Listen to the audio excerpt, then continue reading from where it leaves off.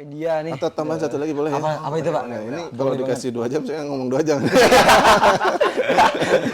Sedikit aja. Ya, oke, siap. Tadi kan kaitannya bagaimana dengan petani gitu ya.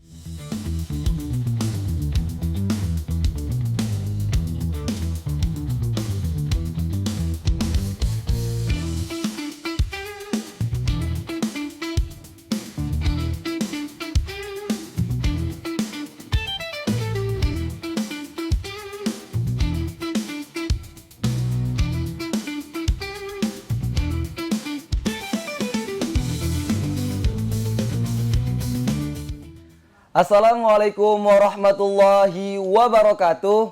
Halo Sobat Agripedia, kembali lagi dengan saya Rahmat Sobirin. Saya Wail Arifki Di program Agrisphere Podcast, We Learn Grow Together. Halo, gimana siangnya Sobat Agripedia ini? Wah, panas banget ya Mas Wail. Ya, ini kayaknya ada efek dari perubahan iklim kayaknya. Cepet banget berubahnya kayak dia. Ya, gitulah. Gimana nih? Kan kita udah lama nih nggak ketemu. Jadi rindu nih sama sobat-sobat Agripedia. Udah 2 minggu kita nggak saling sapa. Kali ini kita bakalan bahas tentang ilmu langit. Ilmu langit? Wah iya. Iya Mas Wail, kita bakal bahas ilmu langit. Karena di sekarang ya, kita ngerasain sendiri nih Mas Wail. Bahwa cuaca itu makin lama makin panas. Kadang siangnya panas, malamnya hujan, siangnya hujan, malamnya panas, malamnya ketemuan, siangnya sayang. Aduh, enggak. Ya, kali ini kita bakalan fokus di isu-isu iklim. Ya. Dari kemarin kita bahas tentang pertanian, kita bahas yang di bawah. Sekarang kita bahas yang di atas. Kenapa sih dengan yang di atas itu? Kenapa langit biru? Kenapa langit bisa mendung gitu? Iya, tapi apa? Mendung tanpa udan gitu loh. Apa penyebabnya kita harus tahu, jangan cuma lagunya aja. Kenapa juga bumi berputar juga kita harus cari tahu. Oke, teman-teman Agripedia, kali ini kita bakalan kedatangan orang memang di situ paham dengan tentang cuaca, paham tentang iklim, paham tentang langit, tapi bukan pawang hujan ya. Ini bukan pawang hujan ya. Ini bukan pawang hujan. Beliau memang fokus spesial di linear pendidikannya memang di bagian iklim dan cuaca. Dan kali ini teman-teman kita kedatangan tamu spesial banget nih. Kita kedatangan salah satu tenaga dosen di UNU Yogyakarta. Beliau juga aktif di banyak proyek-proyek lingkungan dan juga beliau termasuk dari bagian dari dosen-dosen di UGM gitu. Nah, teman-teman, kita langsung panggil aja nih bintang tamu kita, narasumber kita yang ganteng, pinter, jauh lagi mainnya gitu loh. Oke, kita sambut kali ini Pak Andi Syahid Mutakin. Halo Pak Andi. Halo, Pak kabar? Sehat, Pak? Alhamdulillah. Monggo Pak. Selamat siang Pak Andi. Selamat siang. Gimana nih kabarnya? Alhamdulillah. Kira-kira panas berpengaruh nggak sama kabar, Pak? Kabar? Bisa. Nah, gimana nih teman-teman? Kita kedatangan Pak Andi nih. Sapa dong Pak Andi, Sobat Agripedia nih. Halo, Sobat Agripedia. Nah, Pak Andi ini merupakan sarjana di IPB S1 dengan jurusan Meteorologi Terapan dan Sistem Informasi, dan S2 di ITB dengan jurusan Sains Atmosfer ya Pak. Betul, ya. S3 di Wisconsin, Ya. Wisconsin Madison America University. Ya, Madison. Pak? Madison. Nah, Madison University. Wow, jauh banget. Jauh banget ya Pak mainnya Pak. 24 jam lah kalau naik pesawat ya. Wah, 24 jam kalau naik pesawat, teman-teman. Bukan kayak dari Ring Road Barat ke Bantul ya. Deketnya. Tapi Pak Andi nih, Pak Andi kan jurusannya semuanya berbicara tentang atmosfer, tentang meteorologi gitu, tentang langit-langit gitu loh Pak.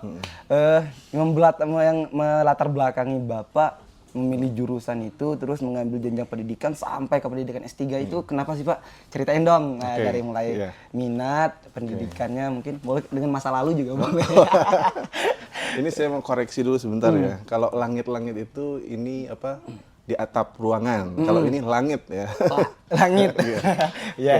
Yang membuat saya berminat untuk mempelajari atmosfer sebetulnya Yang pertamanya itu saya dulu pas waktu mau daftar S1, saya pas cek daftar jurusan yang ada di IPB, total ada sekitar 30 jurusan. Itu saya coretin yang ada pertaniannya. Mau masuk kuliah IPB, tapi saya nggak mau jurusan yang ada pertaniannya. Akhirnya saya coret. Akhirnya tersisa 2, ilmu gizi dan meteorologi terapan. Wah, saya search itu meteorologi terapan itu tentang apa. Ternyata meteorologi terapan itu ilmu yang mempelajari tentang cuaca, bukan meteor ya. Bukan meteor ya, Pak? Dan ternyata di Indonesia itu hanya 2 universitas yang memberikan S1 di bidang meteorologi, hanya di IPB dan di ITB. Akhirnya saya pilih, waktu itu bisa milih 2. Pilihan pertama saya meteorologi terapan, karena berpikirnya ketika yang menyediakan itu sedikit, berarti kan nanti peluang kerjanya banyak, sehingga saya pilih itu. Yang pilihan yang kedua saya ilmu gizi, tapi alhamdulillah ternyata takdirnya saya dapat di pilihan pertama itu meteorologi terapan gitu. Waduh, memang dari awal memang menghindarkan pertanian, tapi kayaknya Bapak baliknya ke pertanian. Iya, itu dia. Hal yang dihindari itu datang sendiri. Iya, betul, Datang makanya. sendiri loh. Wow. Terus di S2-nya kan Bapak ngambil di atmosfer, sains atmosfer. Itu bedanya sama meteorologi itu apa, dia? Nah, sains atmosfer itu ya sama meteorologi. Nah, makanya ketika saya flashback kembali ya, dulu pas waktu milih, saya akhirnya pilih meteorologi terapan. Saya tahu yang menyelenggarakan ini ada di IPB dan di ITB kan. Ternyata pas S2-nya, alhamdulillah berkesempatan belajar tentang sains atmosfer. Ya, itu nama lain dari meteorologi juga. Oh, nama lain. Ya, itu alhamdulillah S2-nya di situ seperti itu. Jadi dulu saya berpikir bidang saya harus linear karena saya memang senang mengajar. Saya punya visi, saya pengen jadi pengajar. Saya dengar bahwa kalau mau jadi dosen itu harus linear. Mungkin sekarang udah berubah aturannya, saya nggak tahu ya. Cuman saya berpikir, oh ya udah saya lanjutkan saja. Dulu belajar meteorologi, sekarang sains atmosfer. Kalau meteorologi terapan mungkin lebih ke aplikasinya ya. Nah pas waktu S2 itu ya lebih ke sains atmosfernya itu sendiri tanpa menerapkan dengan yang lain-lainnya gitu. Terus lanjut lagi S3 di Amerika ya, Pak? Nah lanjut lagi S3 itu ada jeda mungkin sekitar 2015 saya lulus S2, 2019 saya berangkat S3. Nah di situ juga saya berpikir kalau pas S3 itu kan saya sudah bekerja di Fakultas Pertanian Universitas Gadjah Mada, Departemen Tanah. Akhirnya saya berpikir gimana caranya menerapkan pemahaman iklim ini dengan ilmu tanah. Makanya pas waktu S3 itu saya ngambil majornya sains atmosfer, minornya ilmu tanah. Jadi mengkombinasi ilmu atmosfer, ilmu langit dan ilmu tanah. Ilmu tanah. Wah. Jadi lengkap ya, Pak. Dari atas ke bawah dipelajarin semua. Waduh, keren banget. Masih belajar. Tapi udah keren banget, Pak. Maksudnya ya gak pernah ya dari termasuk saya nggak pernah kepikiran ada yang namanya ilmu langit tadi. Betul. Ya, jarang banget itu ketemunya. Apalagi sekelas kita di SMA kok aku kepikiran mau belajar tentang langit nih. Jarang banget itu. Makanya paling manajemen, akuntansi gitu biasanya. Nah, wah keren banget loh Mas Wail. Maksudnya Pak Andi dan juga niat Bapak punya visi memang jadi pengajar ya, Pak. Iya, dari dulu saya ternyata pas waktu SMA itu saya bisa lebih memahami pelajaran ketika saya menyampaikannya itu ke orang lain. Kalau saya simpan sendiri, itu saya malah susah pahamnya. Tapi ketika ada orang nanya, terus saya coba jawab, loh kok saya lebih mudah pahamnya gitu. Makanya ketika saya tahu, oh ternyata passion saya ini. Ketika saya menyampaikan itu kan, mungkin ada orang lain yang malah nggak suka ditanya kan, capek mungkin menjelaskan. Kalau saya ketika ada orang bertanya, menjelaskan, energi saya malah penuh, malah terisi gitu, malah senang gitu. Nah di situ mungkin passion namanya. Oh iya passionnya. Tapi kalau kayaknya yang sekarang banyak udah kurang ya Pak minat teman-teman buat ngajar gitu. Jadi pengajar karena ya apalagi sekarang kan pengajar bukan jadi tujuan utama semuanya. Tapi kita masih butuh orang-orang yang mau masih ngajar gitu Pak untuk kedepannya. Nah gimana nih Mas Wail tentang Pak Andi tadi yang dari S1 S2-nya kita bakalan bicara tentang ilmu langit dan tanah. Ilmu langit dan tanah ini.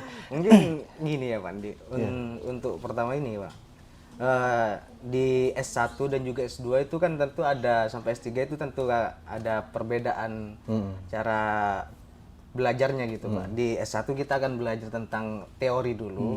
Nah, di S2 kita belajar tentang praktik. Lanjut di S3 ini di Amerika Serikat tentu kan ada perbedaan Pak antara sistem pembelajaran di luar negeri dan juga di Indonesia. Nah, menurut Pak Andi nih, apa saja sih ini perbedaan dari tersebut itu Pak, dari di luar negeri dan di Indonesia? Oke, pertama mungkin dari jenjang ya.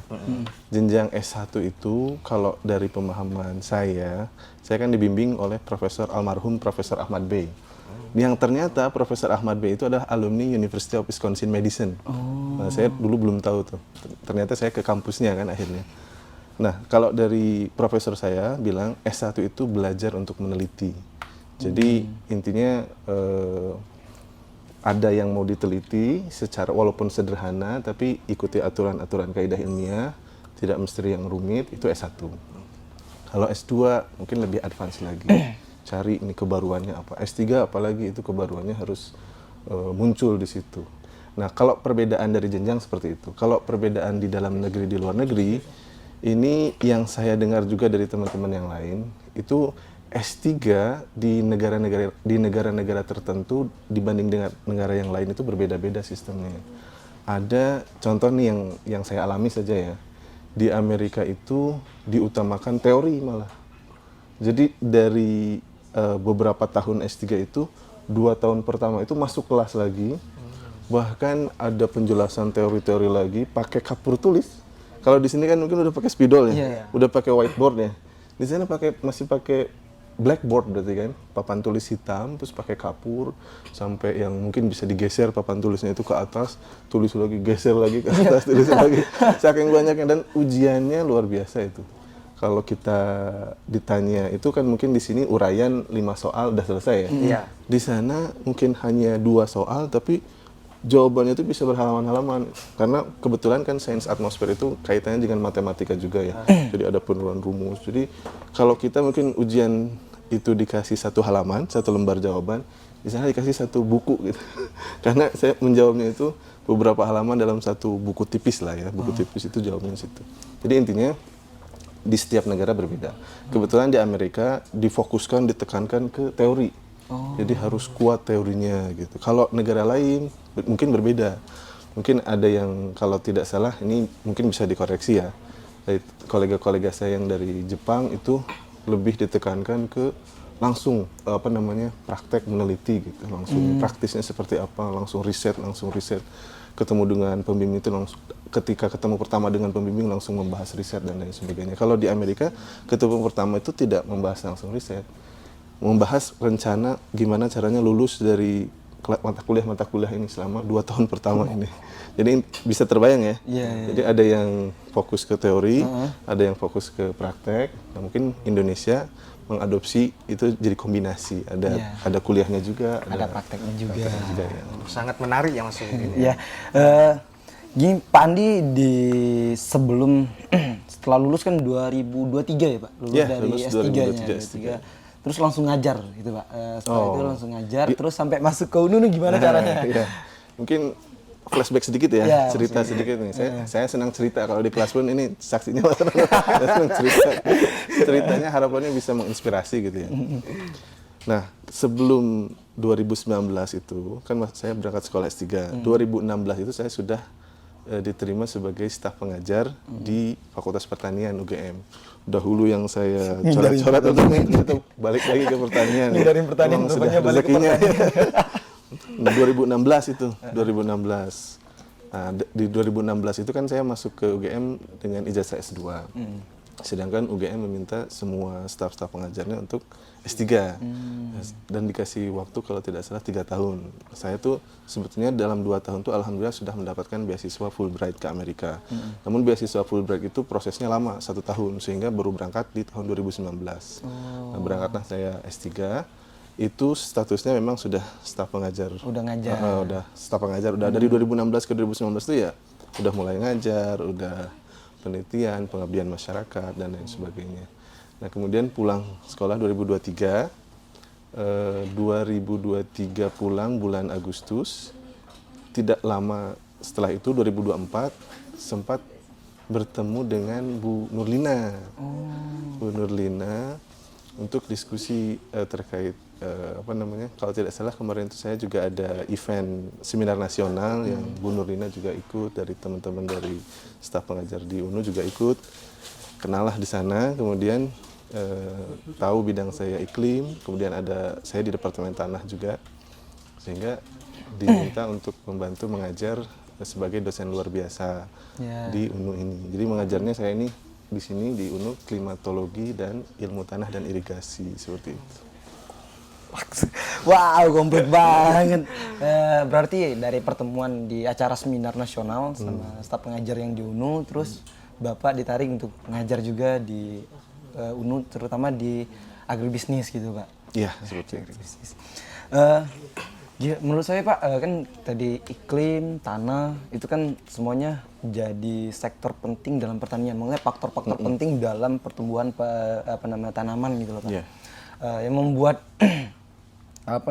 perubahan iklim itu kan sekarang bicara kita semuanya isu-isu yang paling kuat itu adalah isu pangan. Tentu pangan itu adalah tanaman.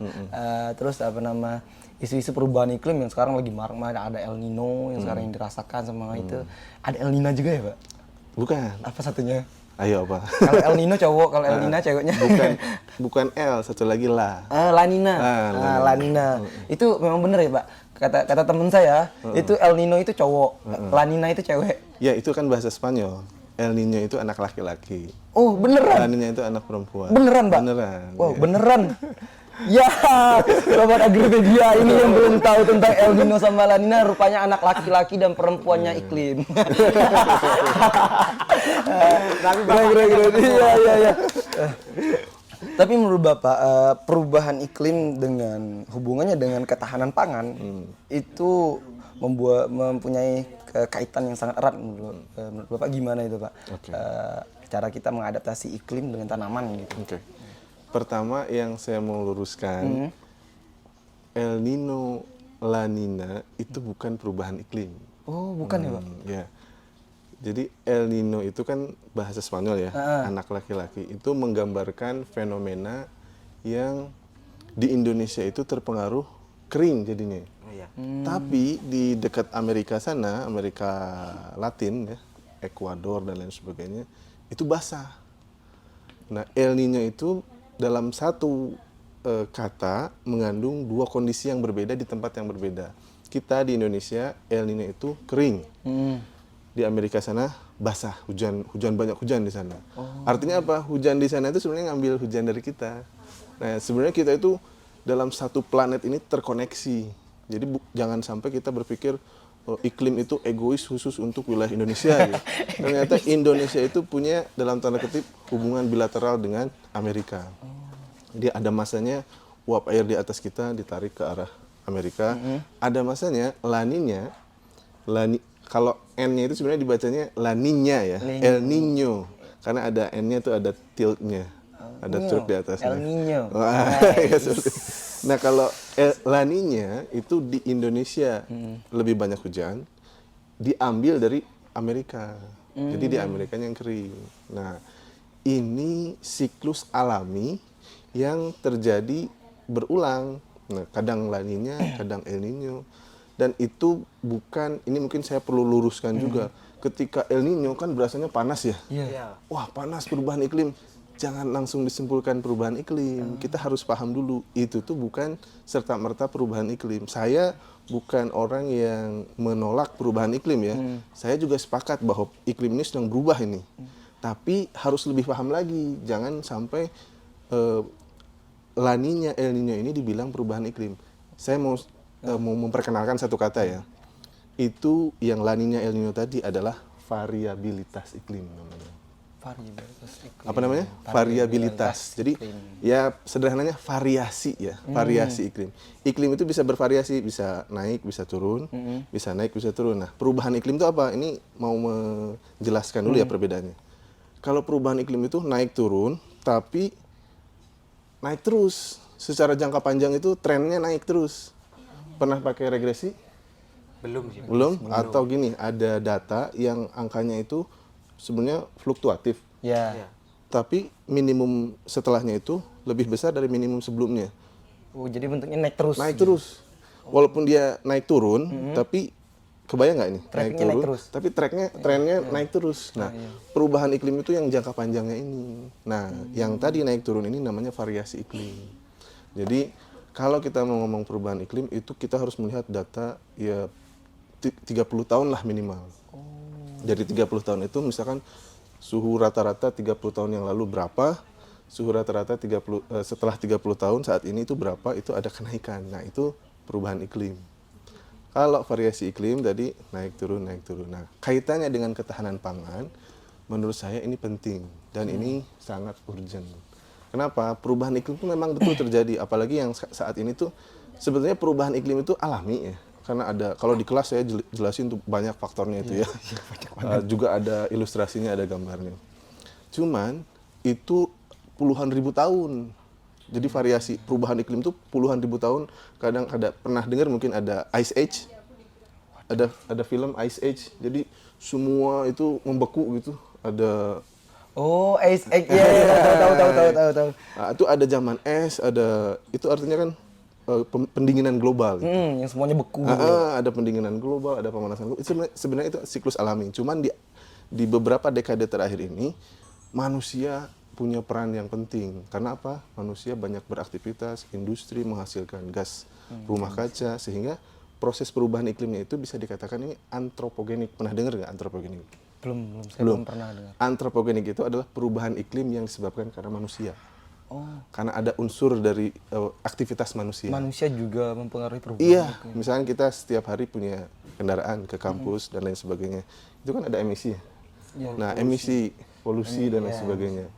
Nah, aktivitasnya sebelumnya kan misalkan sebelum ditemukan kendaraan, berarti kan belum ada kan? Iya. Nah, setelah ditemukan kendaraan dan makanya kan sekarang mulai shift ke minta semua staf-staf pengajarnya untuk S3 dan dikasih waktu kalau tidak salah 3 tahun. Saya tuh sebetulnya dalam 2 tahun tuh alhamdulillah sudah mendapatkan beasiswa Fulbright ke Amerika. Namun beasiswa Fulbright itu prosesnya lama, 1 tahun, sehingga baru berangkat di tahun 2019. Nah, berangkatlah saya S3. Itu statusnya memang sudah staf pengajar. Udah ngajar. Udah staf pengajar. Udah dari 2016 ke 2019 itu ya udah mulai ngajar, udah penelitian, pengabdian masyarakat dan lain sebagainya. Nah, kemudian pulang sekolah 2023. 2023 pulang bulan Agustus. Tidak lama setelah itu 2024 sempat bertemu dengan Bu Nurlina. Bu Nurlina untuk diskusi terkait kalau tidak salah kemarin itu saya juga ada event seminar nasional yang Bu Nurlina juga ikut, dari teman-teman dari staf pengajar di UNU juga ikut. Kenallah di sana, kemudian tahu bidang saya iklim, kemudian ada saya di Departemen Tanah juga, sehingga diminta untuk membantu mengajar sebagai dosen luar biasa di UNU ini. Jadi mengajarnya saya ini di sini di UNU klimatologi dan ilmu tanah dan irigasi seperti itu. Wow, komplit banget. Berarti dari pertemuan di acara seminar nasional sama staf pengajar yang di UNU, terus Bapak ditarik untuk mengajar juga di UNU, terutama di agribisnis gitu, Pak. Iya, seperti itu. Menurut saya, Pak, kan tadi iklim, tanah, itu kan semuanya jadi sektor penting dalam pertanian. Maksudnya faktor-faktor penting dalam pertumbuhan tanaman gitu loh, Pak. Yeah. Yang membuat perubahan iklim itu kan sekarang bicara kita semuanya isu-isu yang paling kuat itu adalah isu pangan. Tentu pangan itu adalah tanaman. Terus isu-isu perubahan iklim yang sekarang lagi marak, ada El Nino yang sekarang yang dirasakan sama itu. Ada El Nina juga ya, Pak? Bukan. Apa satunya? Ayo apa? Kalau El Nino cowok, kalau El Nina ceweknya. Bukan El, satu lagi La. La Nina. La Nina. Itu memang benar ya, Pak? Kata teman saya, itu El Nino itu cowok, La Nina itu cewek. Ya, itu kan bahasa Spanyol. El Niño itu anak laki-laki. Oh, beneran? La Nina itu anak perempuan. Beneran, Pak? Beneran. Wow, beneran. Ya, Sobat Agripedia ini yang belum tahu tentang El Nino sama La Nina, rupanya anak laki-laki dan perempuannya iklim. Tapi Iya. Tapi menurut Bapak perubahan iklim dengan hubungannya dengan ketahanan pangan itu mempunyai kaitan yang sangat erat menurut Bapak gimana itu Pak? Oke. Cara kita mengadaptasi iklim dengan tanaman gitu. Oke. Pertama yang saya mau luruskan, El Nino, La Nina itu bukan perubahan iklim. Oh bukan ya Pak? Ya. Jadi El Nino itu kan bahasa Spanyol ya, anak laki-laki. Itu menggambarkan fenomena yang di Indonesia itu terpengaruh kering jadinya. Iya. Tapi di dekat Amerika sana, Amerika Latin ya, Ekuador dan lain sebagainya, itu basah. Nah, El Nino itu dalam satu kata mengandung dua kondisi yang berbeda di tempat yang berbeda. Kita di Indonesia El Nino itu kering. Di Amerika sana basah, hujan banyak hujan di sana. Artinya apa? Hujan di sana itu sebenarnya ngambil hujan dari kita. Nah, sebenarnya kita itu dalam satu planet ini terkoneksi. Jadi jangan sampai kita berpikir iklim itu egois khusus untuk wilayah Indonesia gitu. Ternyata Indonesia itu punya dalam tanda kutip hubungan bilateral dengan Amerika. Jadi ada masanya uap air di atas kita ditarik ke arah Amerika. Ada masanya kalau N-nya itu sebenarnya dibacanya La Niña ya, El Niño. Karena ada N-nya itu ada tilde-nya. Ada curug di atasnya. El Niño. Ya, nah kalau La Niña itu di Indonesia lebih banyak hujan, diambil dari Amerika. Jadi di Amerikanya yang kering.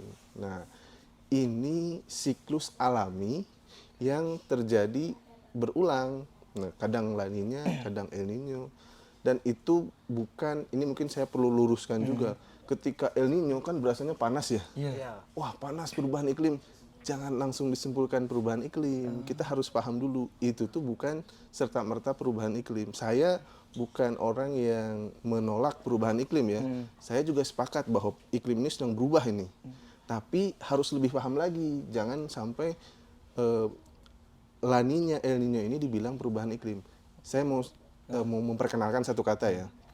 Itu yang La Niña, El Niño tadi adalah variabilitas iklim namanya. Variabilitas iklim. Apa namanya? Variabilitas. Jadi ya sederhananya variasi ya, variasi iklim. Iklim itu bisa bervariasi, bisa naik, bisa turun, bisa naik, bisa turun. Nah, perubahan iklim itu apa? Ini mau menjelaskan dulu ya perbedaannya. Kalau perubahan iklim itu naik turun, tapi naik terus. Secara jangka panjang itu trennya naik terus. Pernah pakai regresi? Belum sih. Belum? Atau gini, ada data yang angkanya itu sebenarnya fluktuatif. Ya. Iya. Tapi minimum setelahnya itu lebih besar dari minimum sebelumnya. Oh, jadi bentuknya naik terus. Naik terus.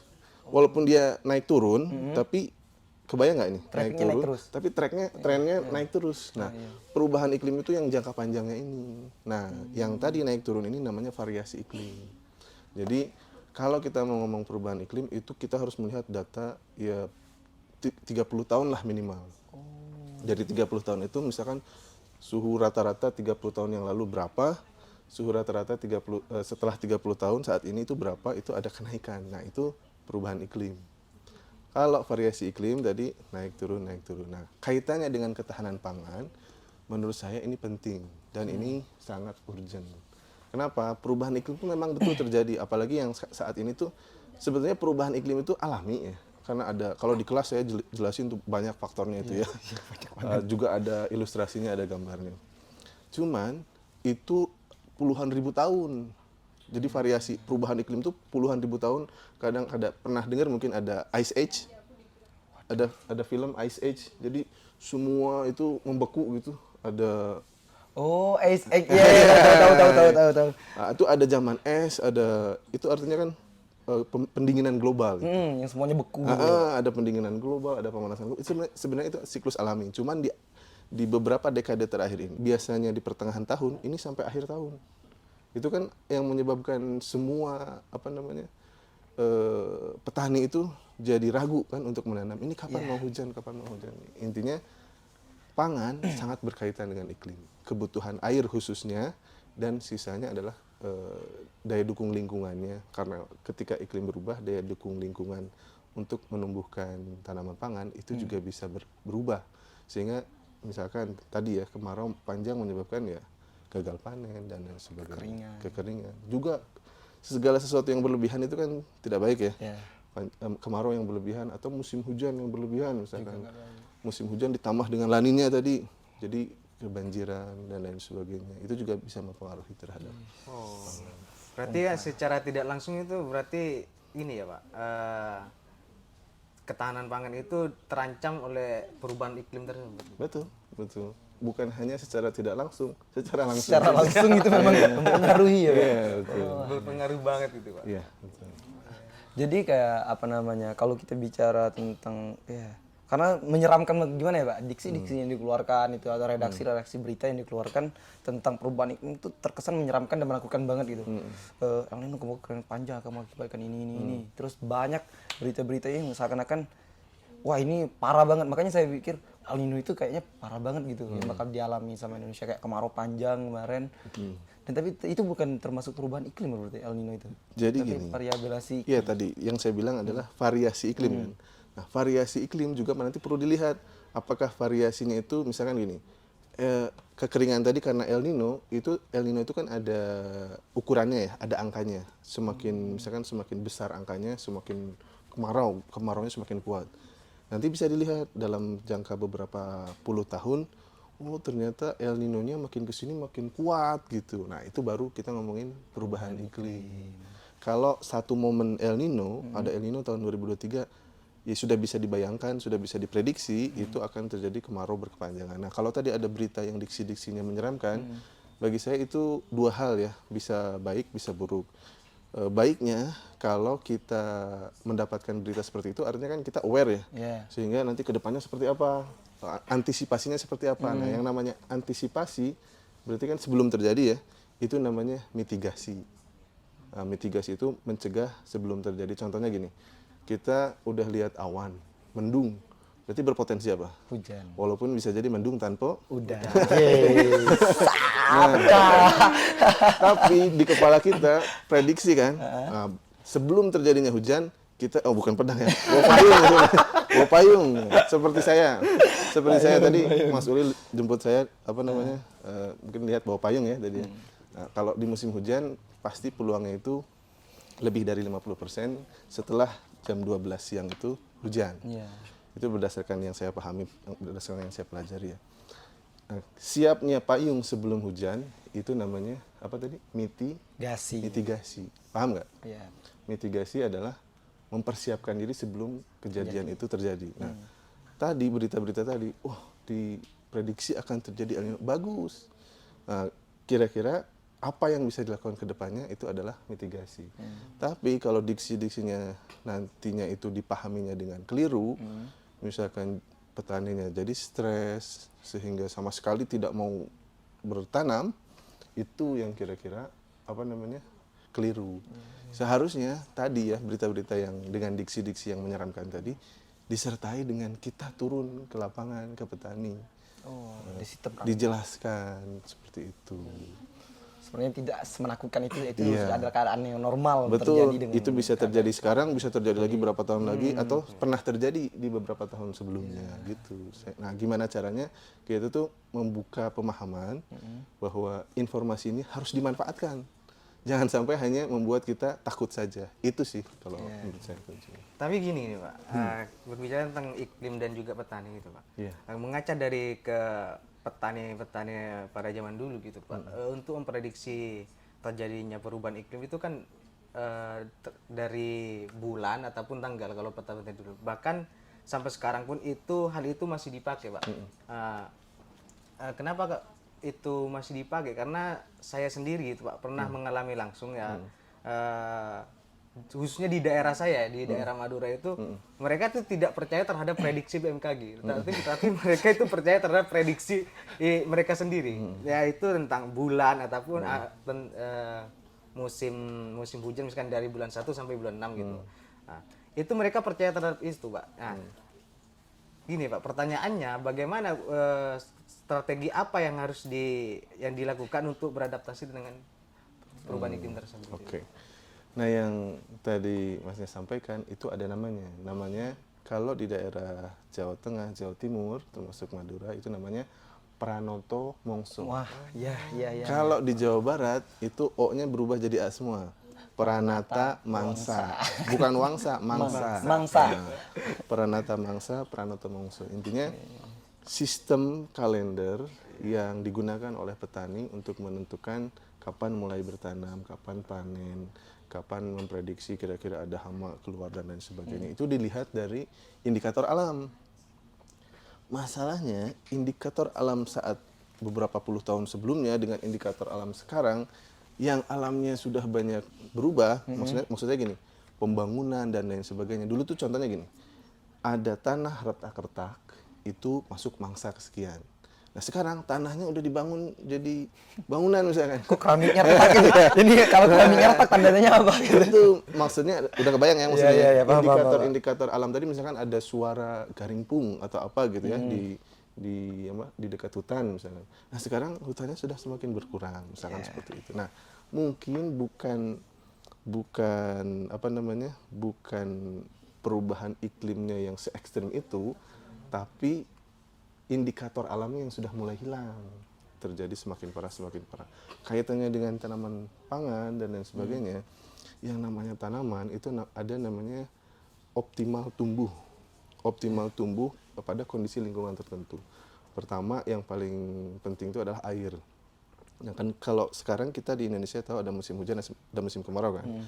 Nah perubahan iklim atau variabilitas iklim tadi itu menyebabkan kemarau bisa jadi panjang. Contoh 2023 kemarin, itu kemarau itu biasanya di pertengahan tahun, ini sampai akhir tahun.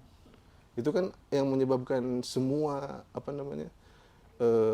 petani itu jadi ragu kan untuk menanam. Ini kapan mau hujan, Intinya pangan sangat berkaitan dengan iklim. Kebutuhan air khususnya dan sisanya adalah daya dukung lingkungannya. Karena ketika iklim berubah, daya dukung lingkungan untuk menumbuhkan tanaman pangan itu juga bisa berubah. Sehingga misalkan tadi ya kemarau panjang menyebabkan ya gagal panen dan lain sebagainya. Kekeringan. Juga segala sesuatu yang berlebihan itu kan tidak baik ya. Kemarau yang berlebihan atau musim hujan yang berlebihan misalkan. Musim hujan ditambah dengan laninya tadi. Jadi kebanjiran dan lain sebagainya. Itu juga bisa mempengaruhi terhadap. Berarti ya secara tidak langsung itu berarti ini ya Pak. Ketahanan pangan itu terancam oleh perubahan iklim tersebut. Betul. Bukan hanya secara tidak langsung, secara langsung. Secara langsung itu memang mempengaruhi ya. Iya, betul. Berpengaruh banget itu Pak. Iya, betul. Jadi kayak kalau kita bicara tentang karena menyeramkan gimana ya Pak, diksi-diksi yang dikeluarkan itu atau redaksi-redaksi berita yang dikeluarkan tentang perubahan iklim itu terkesan menyeramkan dan menakutkan banget gitu. El Nino kemungkinan panjang akan mengakibatkan ini. Terus banyak berita-berita yang seakan-akan wah ini parah banget. Makanya saya pikir El Nino itu kayaknya parah banget gitu yang bakal dialami sama Indonesia, kayak kemarau panjang kemarin. Dan tapi itu bukan termasuk perubahan iklim berarti El Nino itu. Jadi tapi gini. variabilitas iklim. Iya tadi yang saya bilang adalah variasi iklim kan. Nah, variasi iklim juga nanti perlu dilihat apakah variasinya itu misalkan gini. Kekeringan tadi karena El Nino itu kan ada ukurannya ya, ada angkanya. Misalkan semakin besar angkanya, semakin kemaraunya semakin kuat. Nanti bisa dilihat dalam jangka beberapa puluh tahun, oh ternyata El Nino-nya makin kesini makin kuat gitu. Nah itu baru kita ngomongin perubahan iklim. Kalau satu momen El Nino, ada El Nino tahun 2023, ya sudah bisa dibayangkan, sudah bisa diprediksi itu akan terjadi kemarau berkepanjangan. Nah kalau tadi ada berita yang diksi-diksinya menyeramkan, bagi saya itu dua hal ya, bisa baik, bisa buruk. Baiknya kalau kita mendapatkan berita seperti itu artinya kan kita aware ya, sehingga nanti kedepannya seperti apa, antisipasinya seperti apa. Nah yang namanya antisipasi berarti kan sebelum terjadi ya, itu namanya mitigasi. Mitigasi itu mencegah sebelum terjadi. Contohnya gini, kita udah lihat awan mendung, berarti berpotensi apa? Hujan. Walaupun bisa jadi mendung tanpa Udah. Tapi di kepala kita prediksi kan, sebelum terjadinya hujan kita bukan pedang ya, bawa payung. Seperti saya tadi Mas Uli jemput saya mungkin lihat bawa payung ya tadi. Nah, kalau di musim hujan pasti peluangnya itu lebih dari 50% setelah jam 12 siang itu hujan. Itu berdasarkan yang saya pahami, berdasarkan yang saya pelajari ya. Nah, siapnya payung sebelum hujan itu namanya apa tadi? Gasi. Mitigasi. Paham nggak? Iya. Mitigasi adalah mempersiapkan diri sebelum kejadian itu terjadi. Nah, tadi berita-berita tadi, diprediksi akan terjadi El Nino. Bagus. Nah, kira-kira apa yang bisa dilakukan ke depannya itu adalah mitigasi. Tapi kalau diksi-diksinya nantinya itu dipahaminya dengan keliru, misalkan petaninya jadi stres sehingga sama sekali tidak mau bertanam, itu yang kira-kira keliru. Seharusnya tadi ya berita-berita yang dengan diksi-diksi yang menyeramkan tadi disertai dengan kita turun ke lapangan ke petani. Dijelaskan seperti itu. Sebenarnya tidak menakutkan itu Iya. sudah ada keadaan yang normal Betul, terjadi dengan itu bisa terjadi sekarang, bisa terjadi lagi berapa tahun lagi, atau pernah terjadi di beberapa tahun sebelumnya gitu. Nah, gimana caranya kita tuh membuka pemahaman bahwa informasi ini harus dimanfaatkan.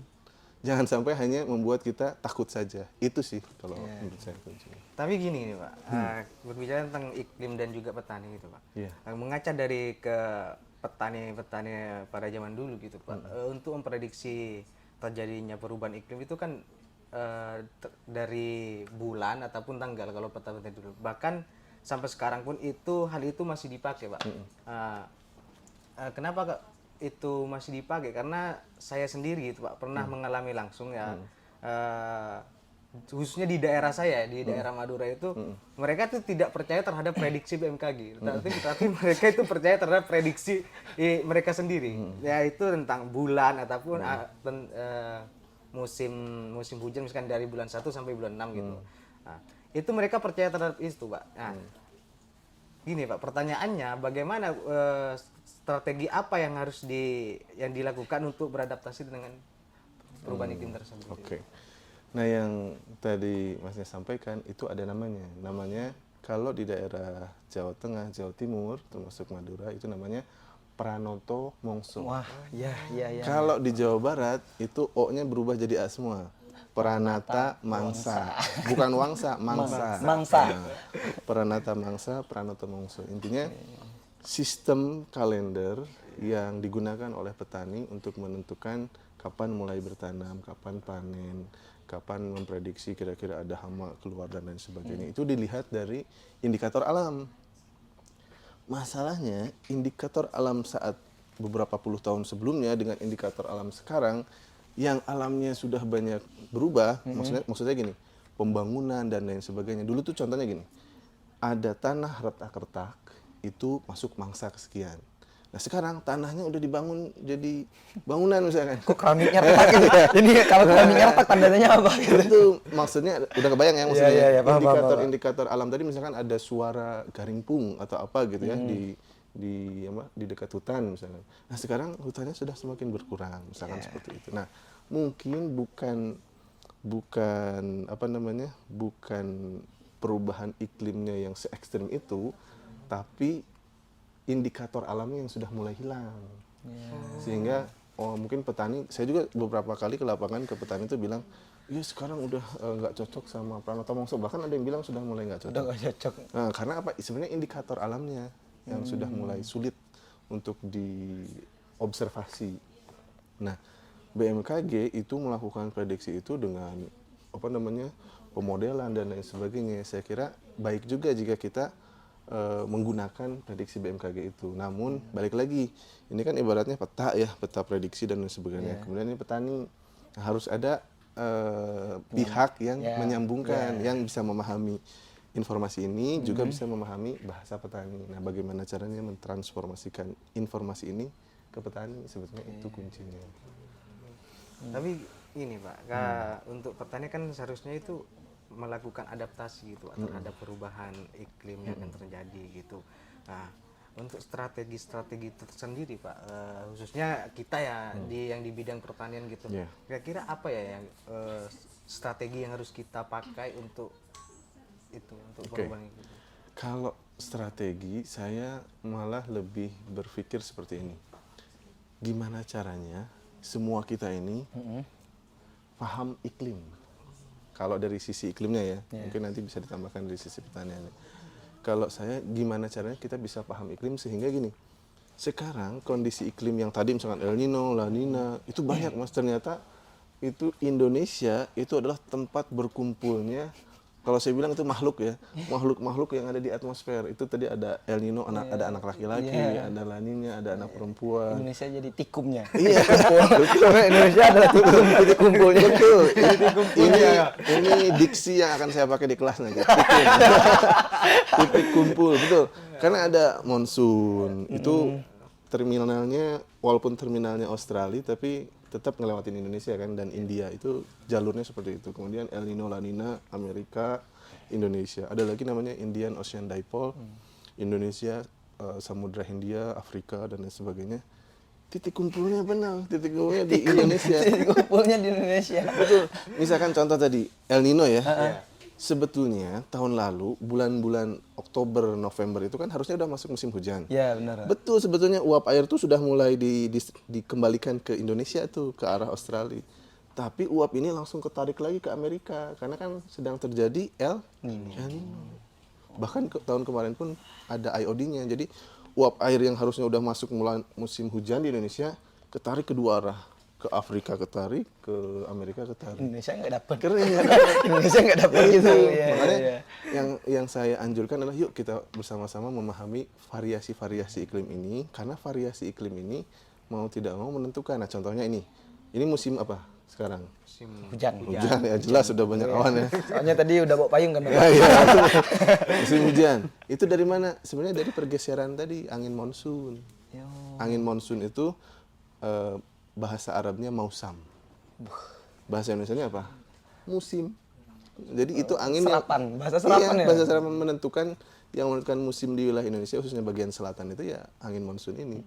Kalau mungkin dulu pernah belajar ada angin baratan, ada angin timuran. Pernah dengar nggak? Pernah. Nah, itu tuh angin monsun. Nah, itu satu kalau kita paham, itu yang paling mudah diprediksi karena kan akhir-akhir tahun, awal tahun musim hujan. Tapi yang lainnya itu tidak sereguler itu. Yang El Nino La Nina itu tidak sereguler itu, tidak mesti bulan-bulan itu datang lagi. Bisa jadi datang di tahun-tahun berikutnya, bisa jadi tahun depan, bisa jadi tahun depannya lagi. Tapi itu bisa dilihat dari variabel-variabel yang ada di alam, khususnya di lautan. Nah, ini saya sedikit melengkapi. Yang S3 saya itu nama departemennya adalah Atmospheric and Oceanic Science. Jadi belajar atmosfer, belajar lautan, kaitannya dengan ilmu tanah. Jadi 3 itu. Nah, karena apa? Karena iklim tadi kaitannya dengan laut juga. Nah, dilihat samudranya seperti apa, kira-kira El Nino atau La Nina nih akan terjadi. Kalau kita sudah mulai paham itu, misalkan 3 bulan ke depan, nah harusnya kita manage nih petani-petani yang ada tuh diinformasikan bahwa 3 bulan ke depan berpotensi lebih basah atau lebih kering. Nah, kalau lebih basah, kira-kira antisipasinya seperti apa? Kalau lebih kering, antisipasinya seperti apa gitu. Jadi kita jadi apa ya, visioner ya. 3 bulan, 4 bulan, 5 bulan ke depan itu sudah bisa menduga kira-kira seperti apa. Itu kalau bahasa Inggrisnya dalam satu kata namanya outlook. Out, keluar ya, look, ngelihat keluar, tapi ngelihat ke depan, ke masa depan. Kira-kira 5 bulan. Seorang visioner. Tadi Bapak tanah, langit, air. Kurang api, Pak, biar jadi Avatar. Ya, berarti laut juga bisa jadi salah satu indikator pertanda iklim juga ya, Pak. Betul. Tapi ya saya tertarik banget sama pas Bapak bilang makhluk-makhluk. Makhluk-makhluk. Kenapa sih dibilang makhluk? Nah, okay. Kenapa sih dibilang makhluk gitu loh, Pak? Kenapa saya bilang makhluk? Jadi setelah waktu saya belajar S1 itu saya belum bisa memahami. Kan yang saya pahami itu adalah cuaca itu adalah hujan, panas, gitu saja ya. Kelembaban dan sebagainya. Tapi setelah semakin belajar, oh ternyata ada fenomena-fenomena itu, dia itu bergerak, kan makhluk itu beraktivitas ya, beraktivitas di satu wilayah, contohnya El Nino La Nina di Samudra Pasifik, dia bergeraknya di situ saja. Kemudian ada Indian Ocean Dipole bergeraknya di situ saja, jadi punya rumah masing-masing, makhluk-makhluk ini punya rumah masing-masing. Ada lagi yang belum saya sebut, namanya MJO, Madden-Julian Oscillations. Apa itu Madden-Julian Oscillation? Dia makhluk yang melakukan perjalanan ke timur. Hijrah Ke timur. Berarti ngelewatin apa? Kalau Indonesia, pulau mana dulu? Sumatera dulu kan? Sumatera, baru Kalimantan Jawa, terus Papua terus. Dan itu muter satu putaran bumi. Nah, dan itu bentuknya apa? Bentuknya awan, hujan. Jadi yang kelewatan makhluk itu ya kena hujan. Nah, itu datangnya 3 bulanan sekali. Oh, udah bisa diprediksi itu 3 Iya, bulan bisa sekali diprediksi datang. dan bisa diamati kira-kira dia kapan lewatnya ke arah Indonesia. Nah, itu yang kadang mungkin pernah kejadian gini. Tahun ini nih ya, mau masuk musim hujan, diprediksi Oktober itu musim hujan. Diprediksi Oktober mau musim hujan, tapi ternyata kok Oktober 2024 ini ya, kok belum ada musim hujan. Ternyata ada MJO itu lewat. Nah, MJO itu dia memang hujan, membawa hujan, tapi di depannya itu kering dulu. Baru hujan, baru kering lagi. Jadi seolah-olah itu tuh dulu tuh ada yang bilang hujan tipuan gitu. Jadi mau masuk hujan namanya false rain. Jadi mau masuk seolah-olah mau masuk musim hujan tapi kok kering gitu. Nah, itu intinya gini, intinya kenapa tadi dibilang makhluk karena dia beraktivitas, dia punya rumahnya sendiri, dia punya apa namanya? Keberulangannya, dia datang ke mampir ke kita itu berapa waktunya sekali, ini juga datang. Kadang yang makhluk-makhluk tadi datang ke tikum ya, ke titik kumpul gitu ya. itu bersamaan. Bayangkan, datangnya bersamaan atau dia pergi bersamaan. Kalau pergi bersamaan berarti kan dia membawa uap air ya secara bersamaan. Contohnya konvoy. Contohnya 2023 pertengahan tahun. Secara musim monsun angin membawa uap air ke arah India. Di bulan itu juga ada El Nino membawa ke sana. Di bulan itu juga ada IOD membawa ke sana. Jadi uap air itu ditarik ke arah 3 tempat.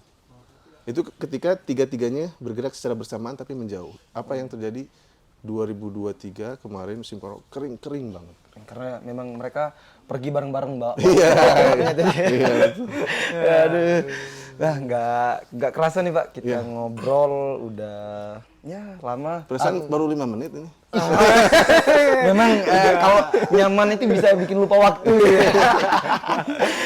Tapi memang asik banget nih, Pak.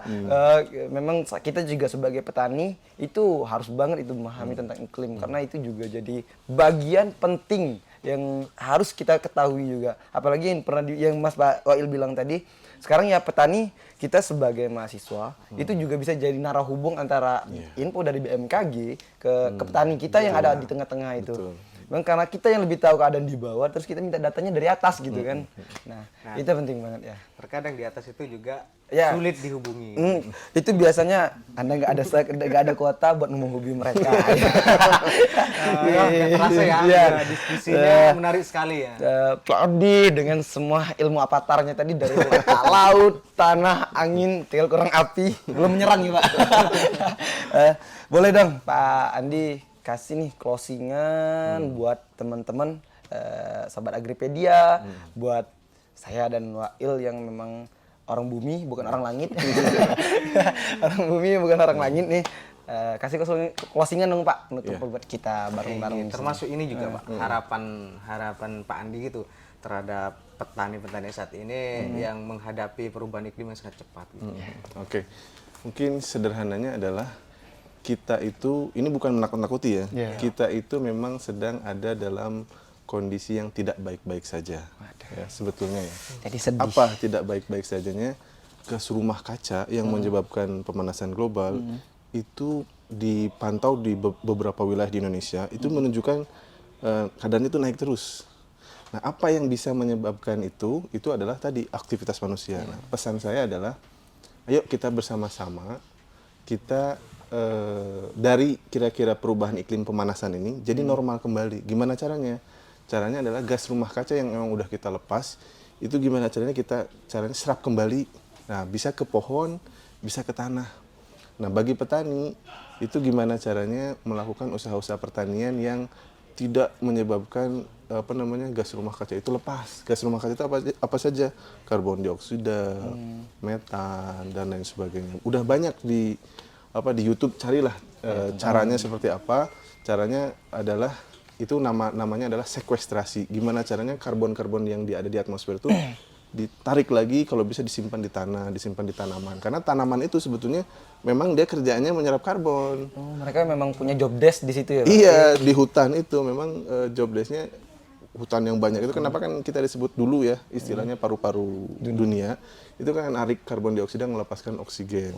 Nah, cuman ini banyak hal, misalkan ada deforestasi dan lain sebagainya. Saya pesannya sederhana, kita bisa lepas dari masalah ini kalau kita bareng-bareng. Bareng-barengnya bukan cuman se-Jogja, se-Indonesia, tapi sedunia sebetulnya.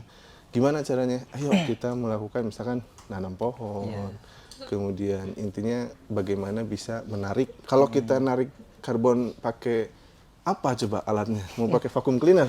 Susah. Belum ada teknologi yang dari Belum karbon. ada. Makanya sebenarnya apa yang Allah ciptakan itu sudah sangat-sangat canggih. Dengan pohonnya itu kan bisa narik karbon sebetulnya. Cuman ya kitanya mau atau enggak.